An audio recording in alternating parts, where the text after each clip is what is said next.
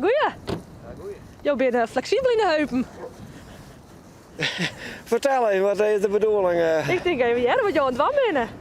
Wij hebben enorm les van rotgozen. Oh, En rotgozen zijn zwaar beschermen, maar we niks van doen. Maar ik wil net dat ze mijn winterweid hierop fretten. Dus uiteindelijk wordt het wel vergoeden, maar er zijn zoveel regels en je moet er zoveel dingen voldoen. Dus het is nou dan even apart en hoe de jaar zijn voet en dan over in de auto en dan over voet. dan ga je me bijgegeven hoorn.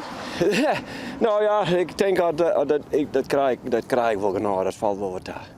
Als je 24 bent met gesprek en je kan een fatsoenlijk concertje springen, dan ga je net klaar. Oh. Dat doe je ook mooi. Maar jij bent boer?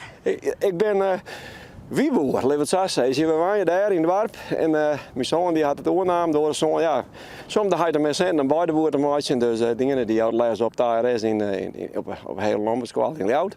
En nou, die is ook enorm met natuur en met beestjes bezig.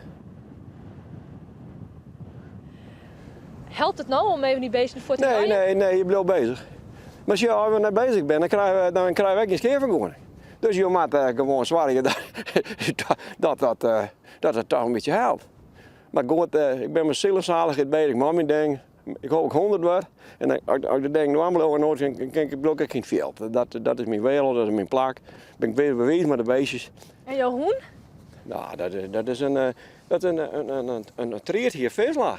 Ja, dat is een Je bent een kennismeidje? Ja, we hebben Scott. Kom maar even op, Pop. Hartstikke druk. Hey, kom maar. Hey, misschien komt zo'n foto. Net wat? Hallo.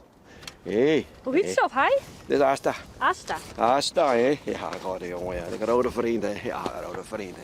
Ja, even saploop komen, hè? Nou, dat moet je nodig hebben, klaar. Ben je op lang vreun?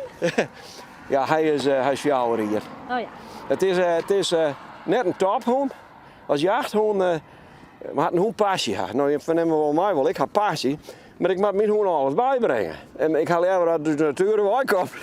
Hij doet alles van mij. Een levendige hoen. Ja, eerst maar een levendige baas. Springt door de sled, stuit er ergens en ik hoop dat ik het nog heel lang doe. Mooi, ja zeker.